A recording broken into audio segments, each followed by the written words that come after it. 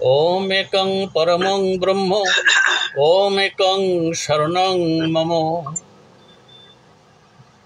सर्वेषां मिलनं ओंकाराय Namo Namo. Spiritual and fitness क्लाবের শ্রদ্ধাভাজন সদস্যগণের উপস্থিতিতে আজকে আমাদের মূল আলোচ্য বিষয় বর্তমান সময়ের প্রেক্ষাপটে কিঞ্চিত অধিক 5000 বছর পূর্বের যে বাণী, শ্রী ভগবানের মুখনিসৃত বাণী আমরা পেয়েছি শ্রীমদ্ ভগবদ গীতা শাস্ত্র আকারে।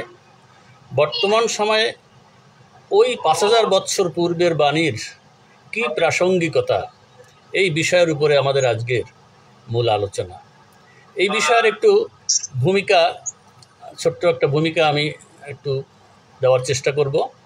শ্রীমদ্ ভগবদ গীতা শুধুমাত্র একখানা ধর্মীয় গ্রন্থ নয়, এটি মানব জীবনের এক সার্বজনীন ও পূর্ণাঙ্গ জীবন দর্শন। কিঞ্চিত অধিক 5000 বছর পূর্বে ধর্মক্ষেত্র রূপে প্রসিদ্ধ তপক্ষেত্র কুরুক্ষেত্রের যুদ্ধভূমিতে শ্রী ভগবান কর্তৃক অর্জুনকে দেওয়া এই জ্ঞান আজও সমগ্র মানব জাতির কল্যাণে সমানভাবে প্রাসঙ্গিক। কারণ মানব জীবনের চিরন্তন দ্বন্দ্ব, কর্তব্যের সংকট, নৈতিক দায়িত্ব এবং আধ্যাত্মিক মুক্তির প্রশ্ন আজও অপরিবর্তনীয়। অর্থাৎ 5000 বৎসর পূর্বে মানব জীবনের যে দ্বন্দ্বগুলো ছিল, যে কর্তব্যগুলো ছিল, যে নৈতিক দায়িত্বগুলো ছিল, সেই সংকট মোচনে ভগবান যে উপদেশ দান করেছিলেন, আজকের সময়েও সেই সংকটগুলো আমাদের মধ্যে স্পষ্টত আমরা দেখতে পাই। তাই সেই শ্রী ভগবানের মুখনিসৃত সেই উপদেশাবলীর মধ্য থেকে আজকের দিনে প্রাসঙ্গিকতা কী, এইটা আমরা খুঁজে বের করার চেষ্টা করব। আমি এখানে কয়েকটা চিহ্নিত করেছি সংকটকে। বর্তমান সময়ের যে সংকটগুলো, কিছু সংকটকে আমি এখানে আপনাদের কাছে উপস্থাপন করব অতি সংক্ষেপে। প্রথম 1 নম্বর, যে কর্মজীবনে সংশয়, হতাশা, ক্লান্তি, সিদ্ধান্তহীনতাজনিত সংকট। এটা একটা প্রকট সংকট আমাদের, কারণ আমরা সবাই কর্মজীবী ছিলাম, এখনও আছি। আমাদের অনেক সময় বিভিন্ন রকম সংশয়ে পড়তে হয়েছে, হতাশায় ভুগতে হয়েছে, তারপরে ক্লান্তি তো আছেই, তারপরে সিদ্ধান্তহীনতাজনিত যে সমস্ত সংকট। 2 নম্বর হলো আত্মপরিচয় ও চেতনাগত দুশ্চিন্তাজনিত সংকট। এটা আমাদের প্রত্যেকের মধ্যে আমরা এখন দেখতে পাই। আমরা আমাদের আত্মপরিচয় দিতে অনেক সময় একটু সংশয় বোধ করি। 3 নম্বর সংকট ভোগবাদ, ক্লান্তি ও ভোগ দুঃখজনিত সংকট। 4র্থ সংকট এখানে চিহ্নিত করেছি আমি সামাজিক, রাজনৈতিক ও দুর্নীতিজনিত সংকট। বর্তমান সময়ের প্রেক্ষাপটে এটা একটা বিশাল আকারের সংকট বলে আমি মনে করি। 5ম যেটা, সেটা হচ্ছে পরিবেশ দূষণ ও ভোগ বিলাসের কুফলজনিত সংকট। পরিবেশ দূষণ আমাদের দেশে যারা আমাদের দেশের বাইরে যারা ভ্রমণ গিয়েছেন তারা দেখবেন তাদের তুলনায় আমাদের দেশের পরিবেশ দূষণের প্রভাব বা পরিবেশ দূষণ কি ভয়াবহ রূপ। আমরা রাস্তাঘাটে ঠিকমতো বেরোতে পারি না, চলতে পারি না। তা সুতরাং এই সমস্ত সংকট দূরীকরণের জন্যে গীতার বাণী কতখানি প্রাসঙ্গিক, এটা হচ্ছে আজকের আলোচনার মূল বিষয়।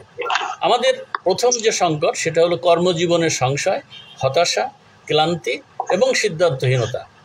এখানে ভগবান 2য় অধ্যায় শ্রীমদ্ ভগবদ গীতার 2য় এবং 3য় শ্লোকে বলেছেন যে কুতস্তা কস্মলমিদং বিষমেশমুপস্থিতম অনার্য জুষ্টম অসর্গম অকীর্তিকরম অর্জুন। অর্থাৎ ভগবান বললেন, হে অর্জুন, এই সংকটকালে তোমার মধ্যে এই অনার্য আচরণমূলক স্বর্গহানিকর, কীর্তিনাশক এই মোহ এবং কলঙ্কজনক দুর্বলতা কোথা থেকে তোমার মধ্যে উপস্থিত হলো বা আশ্রয় করলো। আবার 3য় শ্লোকে বললেন, কলৈবং মাস্মগম পার্থ নৈতৎ তজ্জুপ উপবদ্ধতে ক্ষুদ্রং হৃদয় দুর্বলং ত্যক্ততিষ্ঠ পরন্তপ। অর্থাৎ হে পার্থ, এই যে নপুংসকতা, এটা গ্রহণ করো না, এটা তোমার জন্য শোভন নয়। হে শত্রু তাপদায়ক, এই ক্ষুদ্র হৃদয়ের দুর্বলতা ত্যাগ করে ওঠো, উত্তেষ্টিত হও, দাঁড়াও। তা আমাদের বর্তমান সময়ের প্রেক্ষাপটে আমরা যদি এই দুইটা শ্লোকের প্রাসঙ্গিকতা দেখার চেষ্টা করি, গীতার এই দুই শ্লোক আসলে মানসিক দুর্বলতা এবং আত্মবিস্মৃতির বিরুদ্ধে জাগরণের আহ্বান। অর্জুন আত্মবিস্মৃত হয়েছিলেন, তার মানসিক দুর্বলতা তাকে ধরেছিল, সেখান থেকে ভগবান তাকে জাগরণের আহ্বান জানিয়েছেন। মহাভারতের যুদ্ধক্ষেত্রে অর্জুন যেমন আত্মবোধ হারিয়ে দ্বিধা ও হতাশায় ডুবে গিয়েছিলেন, আজকের মানুষও বিভিন্ন আঙ্গিকে সেই অবস্থায় নিমজ্জমান। আমরা কিন্তু এটা হাড়ে হাড়ে আমরা উপলব্ধি করে থাকি। এই বাণী আমাদের কি শিক্ষা দেয়? এই বাণী আমাদের এই মানসিক ভীরুতা কাটানোর শিক্ষা দেয়। উতস্তা কসমলামিদম, মানে আজকের যুগে নানা সংকট, অর্থনৈতিক সমস্যা, চাকরির প্রতিযোগিতা, সম্পর্কের ভাঙ্গন, সামাজিক চাপে হতাশা মানুষকে ভিতর থেকে ভেঙে দেয় এগুলো। তো এই শ্লোকে শ্রী ভগবান প্রথমেই স্পষ্ট বলেছেন, এই দুর্বলতা তোমার স্বভাবের সঙ্গে মানায় না। অর্থাৎ আমরা যত বড় সমস্যায় পড়ি না কেন, হতাশ হয়ে বসে থাকা সমাধান নয়, আমাদের সেখানে পদক্ষেপ নিতে হবে। তো এই শ্লোকদ্বয় সেই পদক্ষেপের কথা আমাদের স্মরণ করিয়ে দেয়। তারপরে কি নৈতিক দৃঢ়তা ও দায়িত্ববোধের শিক্ষা দেয় এই শ্লোকদ্বয়। কেমন? অনার্যজষ্টম শ্লোকের মধ্যে বলা হয়েছে, অর্থাৎ এটি অনার্যের কাজ। অর্জুন যে কাজটা করছিলেন এটা অনার্যের কাজ। আর্য মানে যিনি নৈতিক ও আদর্শে দৃঢ়। আজকের সমাজে নিজের দায়িত্ব থেকে পালানো, নৈতিকতা বিসর্জন দেওয়া, অন্যায়ের বিরুদ্ধে নীরব থাকা, এসব আচরণ এই শ্লোকের অনার্য মনোভাবের সঙ্গে মিলে। গীতা আমাদের শেখায়, দায়িত্ব যতই কঠিন হোক ত্যাগ না করে নৈতিকভাবে কাজ করতে হবে। এটা গীতার শিক্ষা, এটা আজকের দিনে আমাদের অত্যন্ত প্রাসঙ্গিক। তারপরে হলো ক্লৈবং মাসমগম, মানে কর্মবিমুখতা, কর্মক্ষমতা ও সাহস হারানোকে শ্রী ভগবান স্পষ্টভাবে প্রত্যাখ্যান করেছেন। অর্জুনকে এই কর্মবিমুখতা থেকে ত্যাগ করে উত্থিত হতে বলেছেন, উত্তেষ্টিত হতে বলেছেন। বা বর্তমান সময়ে অনেক তরুণ তরুণী চ্যালেঞ্জের মুখে হতাশ হয়ে পড়ে।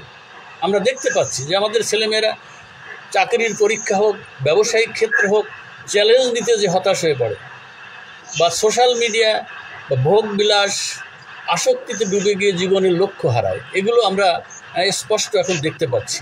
অনেক আমাদের ছেলেমেয়েরা দেখা যাচ্ছে যে বাংলাদেশের প্রেক্ষাপটে উচ্চশিক্ষায় শিক্ষিত হয়ে তারা বেকার বসে আছে, তারা পরীক্ষা দিতে ভয় পায়। এগুলো আমি স্পষ্ট, আমার কাছে এর প্রমাণ আছে। আমি বলেছি যাদের যে তোমরা পরীক্ষা দাও, বলছে পরীক্ষা দিয়ে কি হবে, আমরা তো চাকরি পাবো না। তাহলে আমাদের এই যে চ্যালেঞ্জের মুখে একটা হতাশা আমাদেরকে আঁকড়ে ধরেছে। এই শ্লোকে কি বলে আমাদের? এই শ্লোকটা বলছে, হৃদয়ের দুর্বলতা ত্যাগ করো, উঠে দাঁড়াও, কাজ করো। সুতরাং এই শ্লোকদের প্রাসঙ্গিকতা অনেকখানি আমাদেরকে ওই দুর্বলতা থেকে কাটিয়ে ওঠার সুযোগ করে দেয়। তারপরে কি বলছেন? ত্যক্ততিষ্ঠ, মানে শুধু মানসিকভাবে নয়, শারীরিকভাবে সক্রিয় হওয়ার কথা বলছেন। আত্মবিশ্বাসে পুনর্জাগরণের শিক্ষা দেয়। আজকের মানসিক স্বাস্থ্যের দিক থেকে এটি এক অসাধারণ বার্তা। যখন মন ভেঙে পড়ে তখন ছোট ছোট ইতিবাচক কাজ শুরু করো বলছেন, দাঁড়াও, এগিয়ে যাও। সুতরাং এই যে গীতার বাণী, এই গীতার বাণী আমাদেরকে অগ্রগামিতার দিকে, অর্থাৎ এগিয়ে যাওয়ার দিকে উৎসাহিত করে। বর্তমান সময়ের প্রেক্ষাপটে আমরা এই যে সমস্ত সংকটকালে আমরা ভেঙে পড়ি, সেখানে বলছেন এই সংকটকালে ভেঙে পড়ো না, নৈতিকতা ও দায়িত্বকে আঁকড়ে ধরো, দুর্বলতা ত্যাগ করো, সাহসের সঙ্গে প্রয়োজনীয় কর্ম করো, এটা বলছেন। আধুনিক মনোবিজ্ঞান কি বলছে দেখেন। আধুনিক মনোবিজ্ঞান অনুযায়ী যদি আমরা এটাকে বিশ্লেষণ করতে যাই, তাহলে আমরা এই গীতার প্রাসঙ্গিকতা বা গুরুত্ব আমরা অনুধাবন করতে পারবো। মানসিক ভাঙ্গন, অর্জুনের মতো আমরাও অনেক সময়ে এইরকম মানসিকভাবে ভেঙে পড়ি, সমস্যাগুলোকে অতিরিক্ত বড় করে দেখি, মনে করি যে আমাদের এই সমাধান অসম্ভব, আমাদের দ্বারা এর কোনো সমাধান হবে না। এরকম অবস্থায় কিন্তু আমাদের অন্তর্জগৎ অনেক সময় পড়ে। আধুনিক বিজ্ঞান বা মনোবিজ্ঞান বলে এই সময় মস্তিষ্কের যে সংকেত, এটাকে বলে অ্যামিগডালা, এই যে ভয়, এই সংকেতটাকে বাড়িয়ে দেয় এবং প্রিফ্রন্টাল কর্টেক্স এর যৌক্তিক বিচারণ শক্তি কমে যায়। এইরকম যখন আমাদের মানসিকতা হয় তখন মনোবিজ্ঞান বলছে আমাদের মস্তিষ্কের সংকেত গ্রহণ করে এটা মানে এই দুর্বল এটাকে বাড়িয়ে দেয়, আর কি করে বিচার শক্তি কমে যায়। তো শ্রী ভগবান এখানে সেই অযৌক্তিক ভয়কে চ্যালেঞ্জ করেছেন, এই জন্য বলছেন এই দুর্বলতা তোমার স্বভাব নয়। অর্জুনকে বলছেন এই দুর্বলতা তোমার স্বভাব নয়, যা আসলে এটাকে বলছে কগনিটিভ রিফ্রেমিং, মনোবিজ্ঞান বলছে। সুতরাং আজকে আমাদের স্বভাব তো সেই দুর্বলতা ছিল না। আমরা তো প্রত্যেকেই কোনো না কোনো যে গোত্রভুক্ত, সে গোত্রগুলো ছিল ঋষিদের। আমরা দেখবেন আমাদের গোত্রগুলোকে যদি মানে বলতে যাই, আমরা সেই কেউ বলবো ভরদ্বাজ গোত্র, কেউ বলে অলম্মান গোত্র, কেউ বলে শিব গোত্র, কেউ বলে কাশ্যপ গোত্র, সবাই তো সেই মুনি ঋষিরা ছিলেন। তাহলে তাদের রক্ত তো আমাদের শিরায় শিরায় আজও প্রবাহিত। তাহলে তারা তো দুর্বল ছিল না, তারা দুর্বলতার ঊর্ধ্বে ছিল। তাহলে সেই শক্তিকে আমাদের জাগ্রত করতে হবে। আমরা এই উপাদান খুঁজে পাই ভগবানের এই বাণীর মধ্য দিয়ে। তাহলে আজকের দিনে আমাদের ভগবানের এই বাণীর প্রাসঙ্গিকতা অত্যন্ত গুরুত্বপূর্ণ। আমাদের এই গীতাকে বুঝতে হবে, গীতার সম্পর্কে আমাদের স্পষ্ট একটা ধারণা গ্রহণ করতে হবে। তাহলেই আমাদের মনোবল বৃদ্ধি হবে, আমাদের আত্মবিশ্বাস বৃদ্ধি হবে। মনোবিজ্ঞানী অ্যালবার্ট বান্দুরা দেখিয়েছেন, তিনি বলছেন নিজের সক্ষমতায় বিশ্বাস মানে সেলফ এফিসিয়েন্সি থাকলে মানুষ কঠিন পরিস্থিতিতেও কঠিন সিদ্ধান্ত নিতে পারে। একজন মনোবিজ্ঞানী এই কথা বলছেন। এখানে ভগবান কি বলছেন? ভগবান বলেছেন এটা তোমার সঙ্গে মানায় না, মানে অর্জুনকে তার আসল পরিচয় ও শক্তি স্মরণ করিয়ে দিচ্ছেন, যা আত্মবিশ্বাস জাগায়। তা আমরা যদি গীতাকে অনুসরণ করি, গীতার এই অর্থকে অনুধাবন করতে পারি, তাহলে এটা আজও আমাদের জন্য প্রাসঙ্গিক। মানে আমরা যে অবস্থার মধ্যে এখন বিচরণ করছি, এই বিচরণ থেকে উত্থানের একমাত্র উপায় হচ্ছে ভগবানের সেই অমোঘ বাণী আমাদেরকে ধারণ করে সেইভাবেই নিজেদেরকে গড়ে নেওয়া। আবার কি বলছেন? ত্যক্ততিষ্ঠ, মানে এই যে অসহায়তার অবস্থার বিপরীতে অ্যাক্টিভ কপিং মানে কৌশল অবলম্বন করতে বলছেন, অর্থাৎ উঠে দাঁড়িয়ে সমাধানের পথে হাঁটা। সুতরাং আমাদের যখনই কোনো বিপর্যয় আসে, কৌশল অবলম্বন করে সেই বিপর্যয় কাটিয়ে আমাদের এই বিপর্যয় থেকে উঠে দাঁড়িয়ে তার সমাধানের পথ খুঁজে নিতে হবে। এই কথা ভগবান বলছেন এই শ্লোক দেওয়ার মধ্যে। তারপরে কি বলছেন? অর্জুন যখন ইমোশনালি ওভারলোডেড ছিলেন, সেই ইমোশনালি ওভারলোডটা কী ছিল? আত্মীয় পরিজন মারা যাবে, আমার ধর্ম নষ্ট হবে, আমাদের নারীরা কুলোটা হবে, এরকম একটা ইমোশনাল এর মধ্যে ছিলেন। তখন মানে আবেগ নিয়ন্ত্রণহীন অবস্থায় ছিলেন। শোক, ভয়, দ্বন্দ্ব এগুলো সব একসাথে অর্জুনকে আঁকড়ে ধরেছিল। ভগবান তখন বলছেন যে প্রথমেই যুক্তি, দায়িত্ববোধ এবং লক্ষ্য স্মরণ করিয়ে দিয়ে আবেগের ঝড় থামানোর চেষ্টা করেছেন ভগবান এই শ্লোকে। তাহলে অর্জুনকে তিনি বিভিন্ন যুক্তি দেখিয়েছেন, তার দায়িত্ববোধ সম্পর্কে সচেতন করেছেন এবং তার লক্ষ্য অর্জনের জন্য তার আবেগের ঝড়কে থামিয়ে দিয়েছেন। যা আধুনিক থেরাপিতে এটাকে বলছে কগনিটিভ বিহেভিয়ারাল থেরাপি, CBT।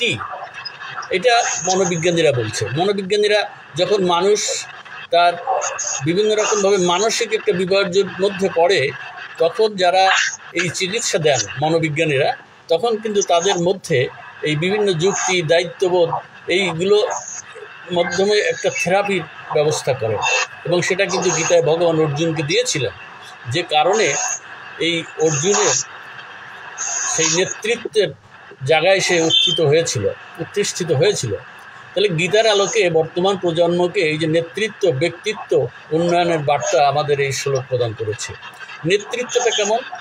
নেতাকে প্রথমে নিজের ভয় জয় করতে হবে, কারণ দুর্বল নেতার নেতৃত্বে দল ভেঙে পড়ে, যেটা আজকে আমরা স্পষ্ট দেখতে পাচ্ছি বাস্তব জীবনে। ব্যক্তিত্ব উন্নয়ন করতে হবে। জীবনের সুযোগের সময় দ্বিধা নয়, বরং আত্মবিশ্বাস ও কর্মপ্রবণতা বাড়ানো দরকার। আমাদের কর্মপ্রবণতাকে বাড়াতে হবে। তারপরে কি বলছেন? প্রেরণা। ব্যর্থতা মানেই পথের শেষ নয়, ভীরুতা পরিত্যাগ করাই সাফল্যের প্রথম ধাপ। তাহলে আমাদের মধ্যে এই প্রেরণা জাগাতে হবে, অর্থাৎ আমাদের পরবর্তী প্রজন্মের মধ্যে যে বিষয়গুলো জাগাতে হবে তার মধ্যে হচ্ছে নেতৃত্ব, ব্যক্তিত্ব এবং প্রেরণা। এটা গীতার নির্দেশ। অর্জুনকে যেটা ভগবান দিয়েছিলেন সেটা আজকের জন্যও প্রাসঙ্গিক। এই যে 2 শ্লোক আমাদের বর্তমান সময়ে যে বলছেন অর্জুনকে, তুমি যে পরিস্থিতিই থাকো না কেন, ভয় ও দুর্বলতা তোমার আসল পরিচয় নয়।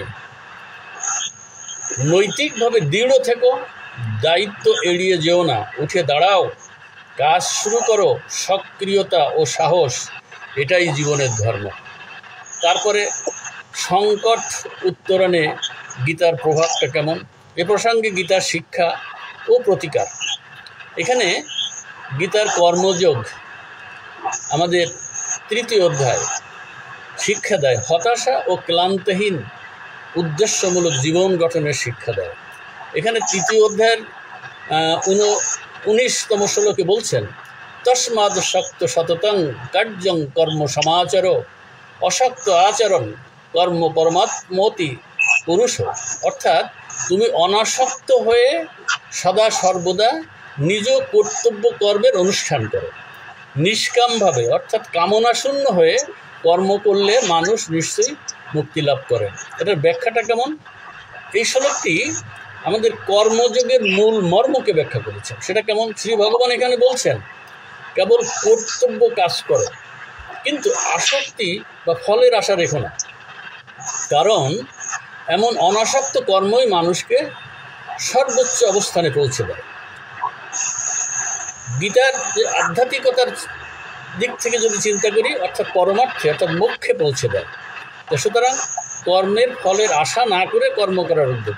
আমরা যদি ফলের আশা নিয়ে কোনো কর্মে আগে এগোতে থাকি সেখানে সফলতা খুব কমই আসে, আর যদি কর্মটাকে সঠিকভাবে করে যেতে পারি সফলতা নিশ্চিত আসে। আমাদের এই শ্লোকের বর্তমান সময়ের প্রেক্ষাপটে প্রাসঙ্গিকতা কী আছে?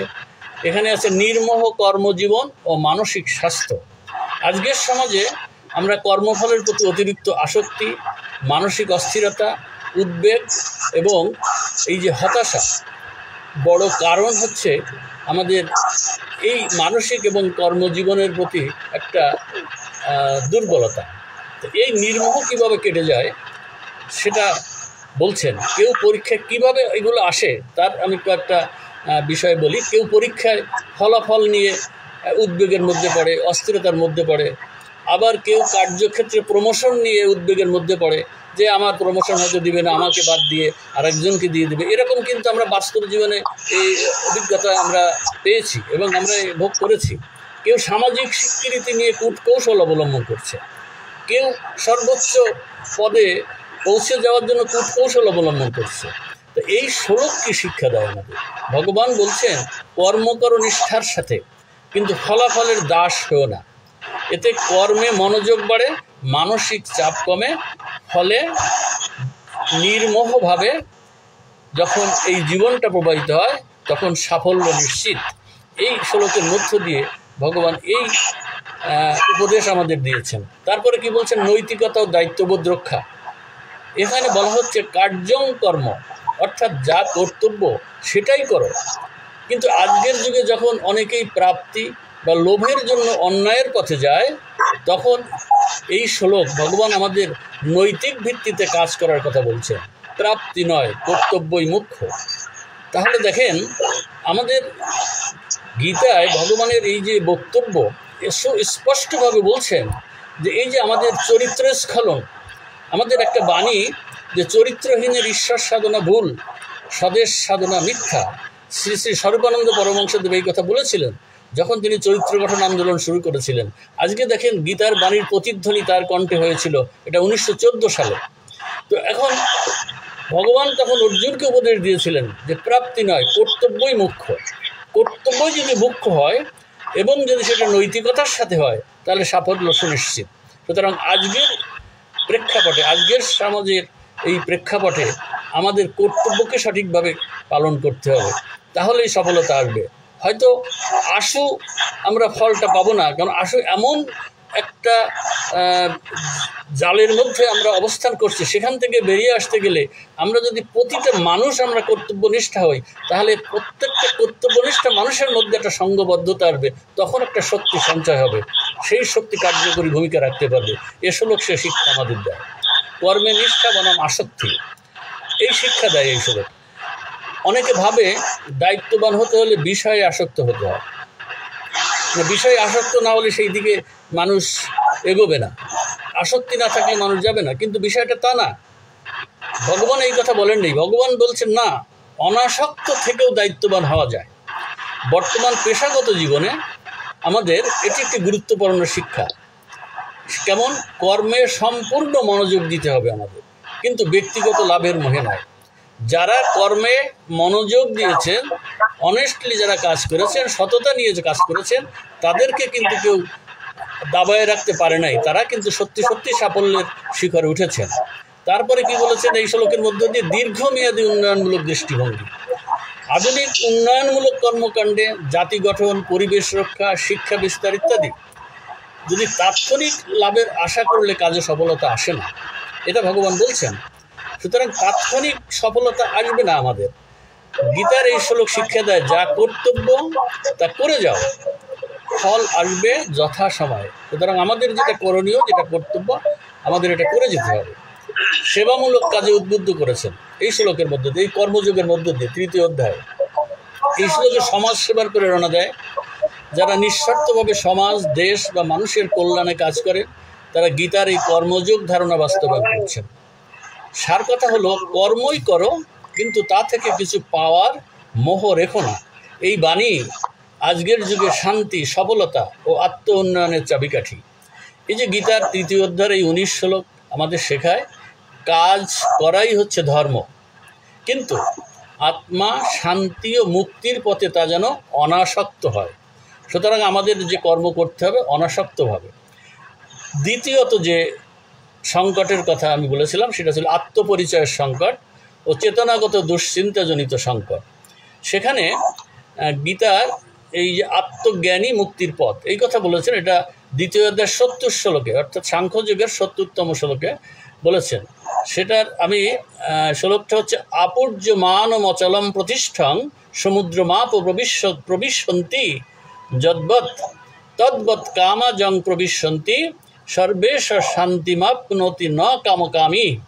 অর্থাৎ যেমন নদীগুলির জল সদা সমুদ্রে গিয়ে মিশে গেলেও সমুদ্র কখনো উত্তাল বা অতৃপ্ত হয় না, তেমনি যার মধ্যে সমস্ত কামনা প্রবেশ করলেও তিনি বিচলিত হন না, সেই ব্যক্তি সত্যিকারের শান্তি লাভ করেন। কিন্তু কামনাময় ব্যক্তি কখনো শান্তি পায় না। এখানে এই বর্তমান প্রেক্ষাপটে এই যে শ্রী শ্রী ভগবানের এই যে বাণী, এটার কি প্রাসঙ্গিকতা আছে? এটা আজকের সমাজে আমাদের আত্মনিয়ন্ত্রণ, সংযম ও আধ্যাত্মিক স্থিতির চরম দিক নির্দেশনা দেয়। এইটা বর্তমান সমাজে মানুষের লোভ, ভোগাকাঙ্ক্ষা, এর যেন কোনো শেষ নেই।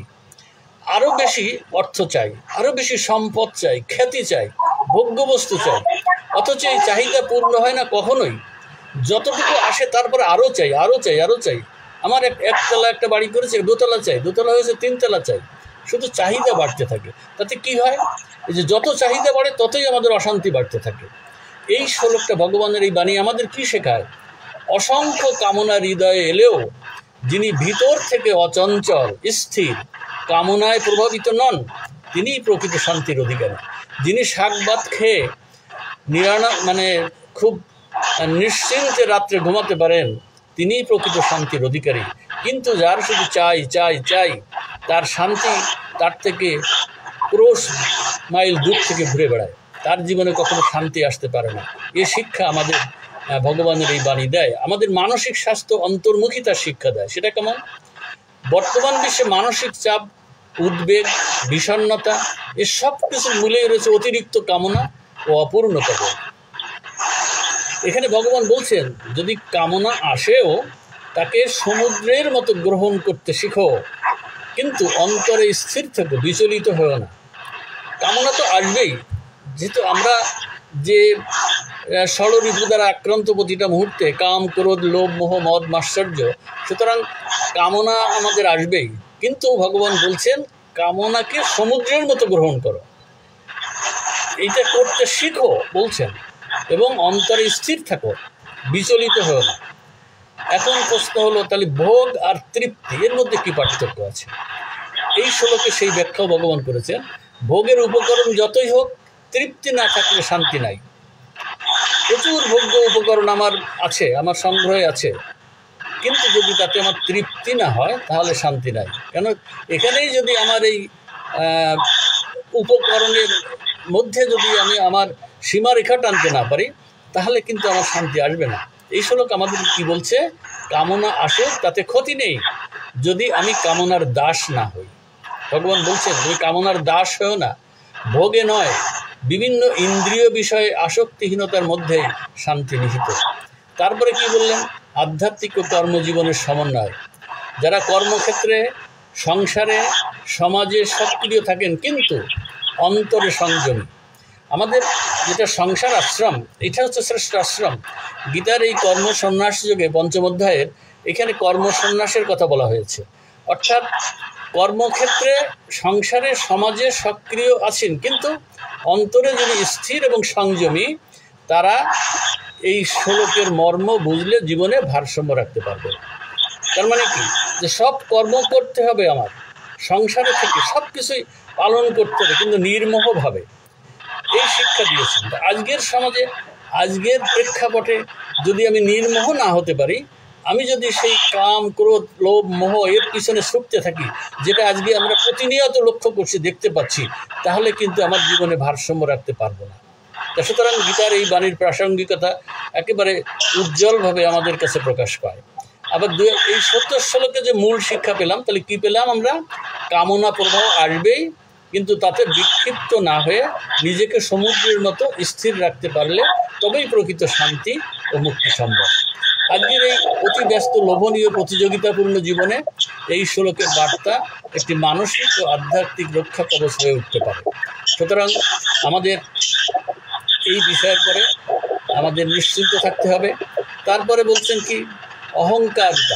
অহংকারহীনতা। বর্তমানে আমি, আমার, এই যে ইগো চিন্তা, সামাজিক অসংবেদনশীলতা, এই সম্পর্কে যে টানা পড়েন, এটাই হচ্ছে সহিংসতার মূল। আজকে এই যে আমরা এই যেখানে বসবাস করছি, এখানে আমার আমার আমার এই যে একটা ইগো, যে আমি, আমার, এটাই আমার অধিকার, এই সব কিছুতে আমার অধিকার, এখানে অন্য কারোর অধিকার নাই, এই যে একটা সামাজিক অসংবেদনশীলতা, এই সম্পর্কে অত্যন্ত যে টানা পড়েন, এটা সহিংসতার সৃষ্টি করে। এবং সহিংসতার মূল কারণ এটা। বিনয় ও আত্মনম্রতা হলে মতানৈক্য কমে, সংলাপ বাড়ে।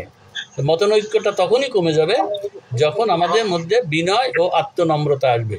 তো সেই জায়গাটায় শুধু এক পক্ষীয় হলে হবে না, সবার মধ্যে এটা আসতে হবে।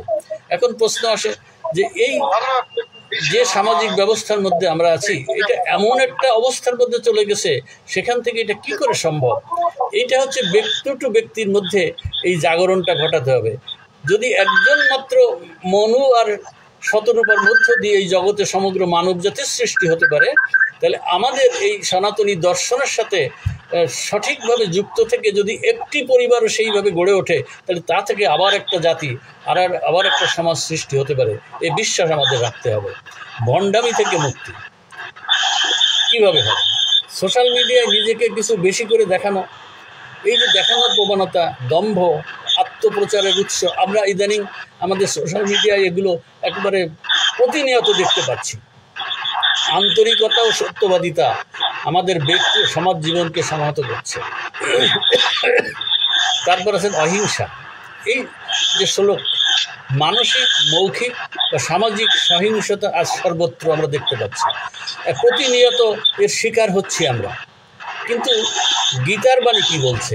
যে অহিংস মনোভাব, আজকের দুঃসহ রাজনীতি, ধর্মীয় অসহিষ্ণুতা ও সামাজিক হিংসা মোকাবেলা আমাদের অত্যন্ত প্রাসঙ্গিক কাজ। এইটা কিভাবে আমাদের করতে হবে? তার জন্য যে কথা বলছেন, সহিষ্ণুতা ও ধৈর্য। অল্পতেই রাগ বা প্রতিক্রিয়া দেখানো আধুনিক মানসিক স্বাস্থ্য সমস্যার একটা বিশাল বড় কারণ। মানে অল্পতেই মানুষের মধ্যে রাগ এবং প্রতিক্রিয়া, মানে চুরিতে পান খসলে সে খেপে যাচ্ছে। তার একটা প্রমাণ, একদিন এখানে ছোট্ট বাজারে আমার নিরঞ্জন দা একটা কথা বলছেন যে এই একজনকে কেন্দ্র করে তারা ফুল পছন্দ করে না। এই কথা বলার সাথে সাথে তার পুরানো দীর্ঘদিনের বন্ধু সে উত্তেজিত হয়ে গেছে, খেপে গেছে একবারে। এই আমাদের সামনেই ঘটনাটা ঘটেছে, হয়তো বিদ্যুৎও ছিলেন কিনা সেদিন, সেখানে নিখিল দা ছিলেন কিনা, সেই লোকটা, হ্যাঁ হয়তো নিখিল দা ছিলেন বোধ হয়। সেই লোকটা এখন দেখা হলে নিরঞ্জনদার সাথে কথা বলে না, অথচ তার দীর্ঘদিনের বন্ধু। তাহলে এই যে অল্পতেই রাগ, এই যে প্রতিক্রিয়া দেখানো, এইটা আমাদের এই মানসিক স্বাস্থ্য সমস্যার একটা বড় কারণ। তো সেক্ষেত্রে ভগবান বলছেন অর্জুনকে, তোমার ধৈর্য এবং সহিষ্ণুতা অভ্যাস করলে আত্মনিয়ন্ত্রণ সম্পর্কে স্থিতিশীলতা আসে। তো আমাদেরও অপেক্ষা করতে হবে, ধৈর্য ধরতে হবে আমাদের সফলতার জন্যে। তারপরে বলছেন যে সরলতা ও স্বচ্ছতা আর্যবম, মানে রাজনীতি, ব্যবসা, ব্যক্তিগত সম্পর্ক, সর্বত্র প্রতারণা ও জটিলতা, এটা আমরা স্পষ্ট দেখতে পাচ্ছি। তো সরলতা মানে কিন্তু বোকামি নয়, বরং স্বচ্ছ ও সৎ থাকা। আমরা সরলতাকে অনেকে বোকামি মনে করি, এরকম মনে করার কোনো প্রয়োজন নাই, প্রয়োজনীয়তা নেই। তারপরে বলছেন কি যে আচার্যের প্রতি শ্রদ্ধা ও সেবা। আচার্য উপাসনম, ওই শ্লোকের মধ্যে এই শব্দটা আছে। আচার্য বা গুরু মানে তিনি কিন্তু শুধু একজন ব্যক্তি বা একটা শিক্ষা প্রতিষ্ঠান নয়, জীবনের প্রতিটি ক্ষেত্রের মেন্টর বা পথ প্রদর্শকের প্রতি শ্রদ্ধা থাকা প্রয়োজন। জ্ঞান কেবল তথ্য নয়, তা এক ধ্যানময় চর্চার বিষয়। তারপরে বলছেন পবিত্রতা, শারীরিক ও মানসিক শুদ্ধতা ছাড়া আত্ম উন্নতি অসম্ভব। ডিজিটাল যুগে মানসিক দূষণ, সেটা কি হচ্ছে, হেট কন্টেন্ট, পর্ন, এই যে পর্ন বলি আমরা, পর্নোগ্রাফি যেটা, এগুলো আমাদের এই মানসিক দূষণের একটা বড় কারণ। তারপরে মিস ইনফরমেশান, ইদানিং আমরা এই তথ্য প্রযুক্তির কারণে এই যে ইউটিউব, তারপরে বিভিন্ন ইয়েতে মিস ইনফরমেশান পাচ্ছি, প্রতিনিয়ত মিস ইনফরমেশান পাচ্ছি। আজকে যেটা শুনছি মনে হচ্ছে এটাই সঠিক, কালকে দেখছি তার বিপরীত একটা ঘটনা ঘটে যাচ্ছে। এগুলো আমাদের পবিত্রতা নষ্ট করে। সুতরাং এইগুলো প্রতিরোধ করে অন্তর থেকে নিজেকে প্রতিরোধ করতে হবে, করে মনের সুচিতা আনা অপরিহার্য। এটা গীতার শিক্ষা। সুতরাং এই শিক্ষা যদি আমরা গ্রহণ না করি, তাহলে আমরা সেই অতলে, একেবারে ধ্বংসের অতল তলে তলিয়ে যাব। তারপরে বলছেন কি আত্মবিনিগ্রহ, এই শ্লোকে বলা আছে, মানে আত্মসংযম। ভোগে আসক্তির লোভ, আসক্ততা আমাদের নিয়ন্ত্রণ করছে। বর্তমান সময়ে আমাদের ভোগাকাঙ্ক্ষা আমাদের নিয়ন্ত্রণ করছে। আর গীতা কি শিক্ষা দিচ্ছে? আত্মসংযমই হলো প্রকৃত শিক্ষা ও স্বাধীনতা। আমি সার কথাটা এখন বলি এখানে। এই শ্লোকে আমাদের মনে করিয়ে দেয় যে প্রকৃত জ্ঞান কেবল বইয়ের তথ্য নয়, বরং নিজের চরিত্রে মানবিক গুণাবলী গঠনের মধ্যেই তা নিহিত। আধুনিক জগতের মানসিক অস্থিরতা, অহংকার, হিংসা ও বিচ্ছিন্নতার বিরুদ্ধে এটি এক শক্তিশালী দিশারি। এই গুণগুলি ব্যক্তিগত শান্তি, সামাজিক সমবেদনা ও আধ্যাত্মিক প্রগতি নিশ্চিত করে। সুতরাং গীতার শিক্ষা অপরিহার্য। তারপরে বলছেন আমরা তৃতীয় যে সংকটটা দেখেছিলাম, আমি এখন সংক্ষেপে বলে যাই, 41 মিনিট হয়ে গেছে। ভোগবাদ, ভ্রান্তি ও ভোগ দুঃখ জনিত যে সংকট, ভোগবাদ জনিত যে সংকট, এখানে গীতা আমাদের শিক্ষা দিচ্ছে 2য় অধ্যায়ের সাংখ্যযোগের 14 শ্লোকে, যে মাত্রা স্পর্শাস্তু কৌন্তেয় শীতোষ্ণ সুখ দুঃখদা আগমা পাইন নিত্যস্তং স্থিতিক্ষস্য ভারত। অর্থাৎ হে কৌন্তেয়, ইন্দ্রিয় সমূহের বিষয়ের সঙ্গে সংযোগ হতে শীত উষ্ণ সুখ দুঃখের মতো যা কিছু অনুভূত হয় তা আসে আবার যায়, অর্থাৎ তা অনিত্য। অর্থাৎ আমরা এই অনিত্য জগতের মধ্যে আমরা বাস করছি। কারণ আমিও অনিত্য। আমার শৈশব ছিল, আমার কৈশোর ছিল, আমার যৌবন ছিল, এখন আমার বার্ধক্য এসে পড়ছি। তার মানে আমার যৌবন অনিত্য, আমার কৈশোর অনিত্য, অর্থাৎ সব কিছুই অনিত্য। আমার সুখ দুঃখ, আমার কখনো সুখ আসছে, কখনো দুঃখ আসছে, কখনো আনন্দ আসছে। একটা প্রমোশন পেলাম, উপরে পদে চলে গেলাম, খুব আনন্দ হলো। তখন আবার আস্তে আস্তে তার উপরে যাওয়ার জন্য যখন বাধাপ্রাপ্ত হচ্ছি, তখন একটা দুঃখ আসছে। সুতরাং এই সুখ দুঃখ অনিত্য। তাই বলছেন তুমি তাদের সহ্য করো।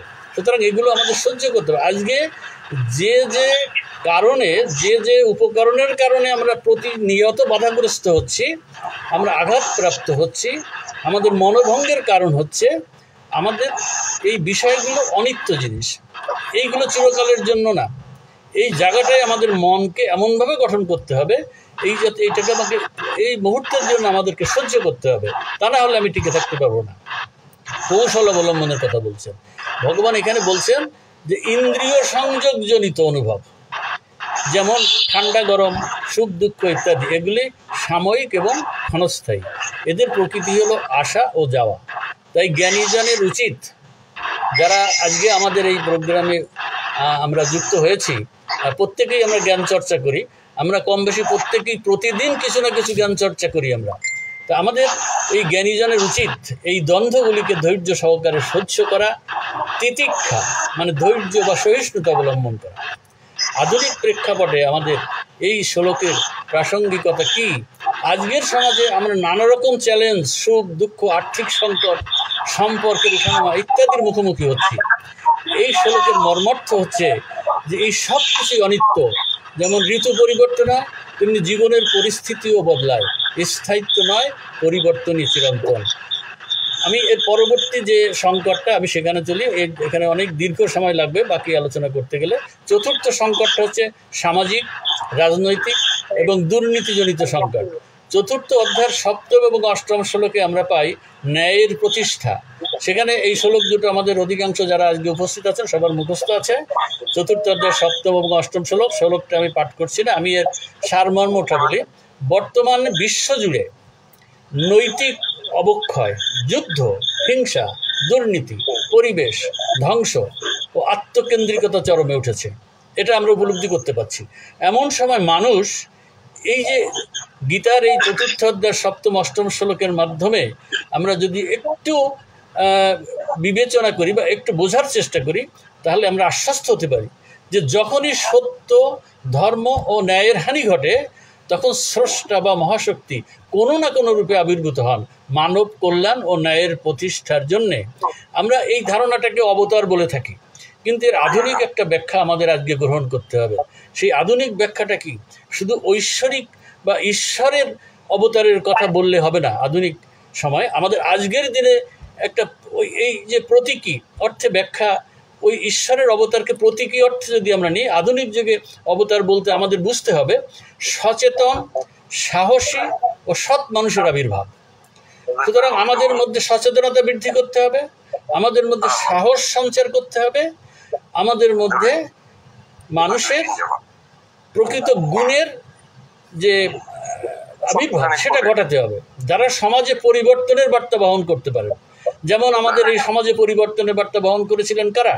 রাজা রামমোহন রায়, ঈশ্বরচন্দ্র বিদ্যাসাগর, রবীন্দ্রনাথ ঠাকুর, মহাত্মা গান্ধীজি, নেলসন ম্যান্ডেলা, বিবেকানন্দ, স্বামী স্বরূপানন্দ, নিগমানন্দ, এরকম যে নামগুলো আমরা বলতে পারি, মহাপ্রভু রামকৃষ্ণ পরমহংসদেব, শঙ্করাচার্য, এরা এসেছেন। এরা হচ্ছে প্রতিনিয়ত যখন সমাজের কোনো একটা অবক্ষয় আসছে, তারা তাদের মধ্যে সেই সচেতনতা সৃষ্টি করে সেই সাহস এবং সেই সৎ মানুষের উপকরণগুলো আমাদের কাছে উপস্থাপন করেছেন, যে কারণে সময়ে সময়ে এর একটা পরিবর্তন ঘটেছে। এই যে আভ্যন্তরীণ জাগরণ, অর্থাৎ আমাদের ভিতরকার, আমাদের নিজেদের মধ্যে এই যে আত্মজাগরণ, এটা আমাদের ঘটাতে হবে। যেটা জাগালে আমাদের মধ্যের, অর্থাৎ আমাদের মানুষের, আমরা যারা এখনও জীবিত সমাজে ঘুরে বেড়াচ্ছি, আমাদের মধ্যে সত্য, ধর্ম এবং মানবতা জাগ্রত হবে। এই জায়গাটায় আমাদের পৌঁছাতে হবে। এটাকেই আমাদের অবতার বলে আজকের দিনে ভাবতে হবে। তো গীতার যে শিক্ষা, এই অবতার মানে এই কথাটাই তিনি বলতে চেয়েছেন। তিনি অর্জুনকে এভাবে জাগাতে চেয়েছেন। এই যে ধর্ম শব্দের একটা অর্থ যদি আমরা এভাবে করি, ধর্ম মানে কেবল ধর্ম বিশ্বাস নয়। আমরা যে প্রচলিত ধর্মের কথা শুনে আসছি, যে ওই বিশ্বাস, ওই প্রথার দাসত্ব আজকের দিনে আমরা আর করতে চাই না। আমরা আজকের ধর্ম বলতে বুঝতে হবে নীতিবোধ, মানবিকতা, দায়িত্ববোধ এবং সত্যের প্রতি দায়বদ্ধতা। এগুলোই আজকের দিনের ধর্ম। যখনই সমাজে এই গুণগুলির অবক্ষয় ঘটে, তখনই ব্যক্তি, সমাজ এবং উভয়ের মধ্যে বিভ্রান্তি ও বিশৃঙ্খলা সৃষ্টি হয়। তো এইগুলো নিয়ে আমাদের আন্দোলন সৃষ্টি করতে হবে।